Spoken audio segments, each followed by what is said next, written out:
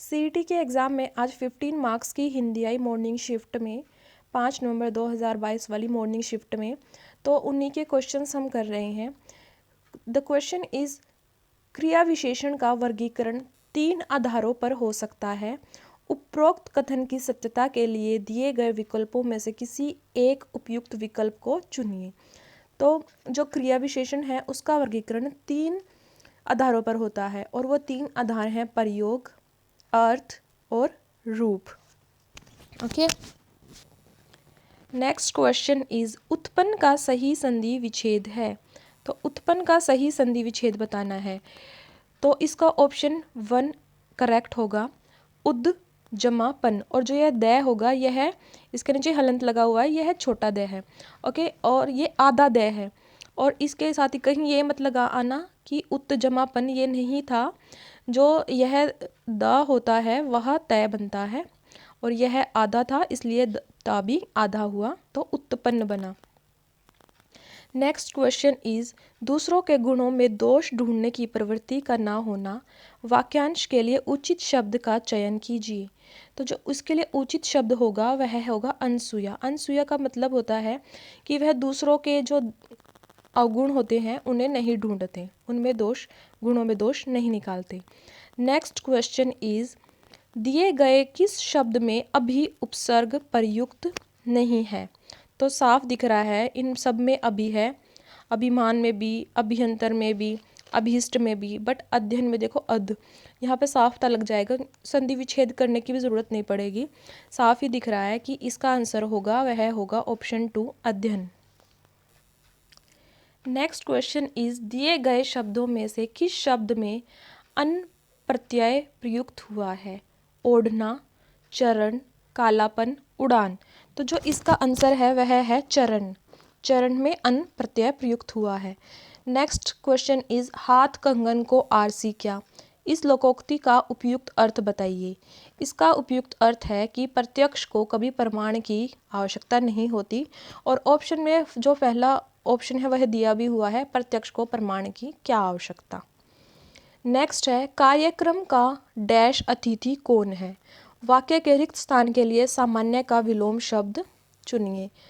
तो वैसे भी सभी को पता है कि सामान्य का विशिष्ट होगा विलोम शब्द, और अगर अतिथि हो तो वह भी कहते हैं ना कि स्पेशल गेस्ट, स्पेशल का मतलब ही विशिष्ट होता है। निम्नलिखित समस्त पद के विग्रह के सामने उनके समास के नाम दिए गए हैं, इनमें से गलत विकल्प चयन कीजिए। तो जो पहला है वह है अष्टाध्यायी, अष्ट अध्यायों का समाहार, द्विगु क्रमधारय समास, ये तो ठीक है, द्विगु क्रमधारय समास है। नेक्स्ट है समक्ष, अक्षी के सामने, यह गलत है क्योंकि जो समक्ष है इसमें होगा अव्ययी भाव समास और उन्होंने यहाँ तत्पुरुष समास दिया हुआ है, तो यह गलत है। आगे भी ऑप्शंस देख लेते हैं। बेखटके मतलब बिना खटके के, और बेखटके में बे मतलब इसमें आगे जो यह लगा हुआ है बे, और जब यह लगे होते हैं उपसर्ग वो मोस्टली अव्ययी भाव समास ही होते हैं। चिड़ी मार, चिड़ियों को मारने वाला, यह भी तत्पुरुष समास है, तो इसका सही आंसर होगा समक्ष, अक्षी के सामने तत्पुरुष समास। नेक्स्ट क्वेश्चन है दिए गए किस विकल्प में बहुवचन का उपयुक्त प्रयोग नहीं हुआ है। देखो पहला ऑप्शन है बागों में बहार आई, दूसरा ऑप्शन है शेर सुस्ता रहे हैं, ऑप्शन 3 है चोर पकड़े गए, ऑप्शन 4 है घर गिरा दिया गया।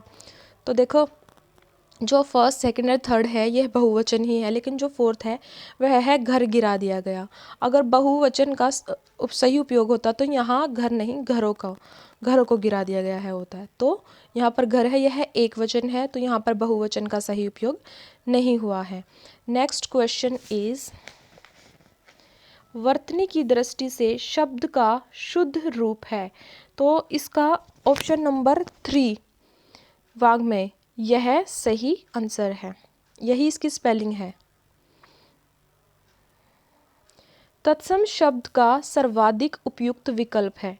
अब जो किसान है वह भी नहीं, किसान कृषक होता है, खेत क्षेत्र होता है, पंख भी नहीं होता तत्सम, पर जो कवि है वह तत्सम रूप होता है। बहुत इजी सा क्वेश्चन है। अब नेक्स्ट क्वेश्चन है इनमें से मिश्र वाक्य कौन सा है।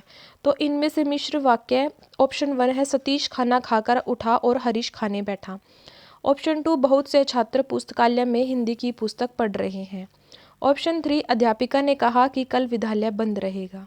ऑप्शन 4 लड़के मैदान में सभा का आयोजन कर रहे हैं।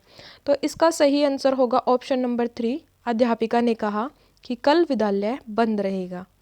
ओके, सो यही क्वेश्चंस आए हुए थे। अगर आपको वीडियो अच्छी लगी हो तो वीडियो को लाइक ज़रूर करना, कमेंट करना और सब्सक्राइब भी कर देना चैनल को। Thank you.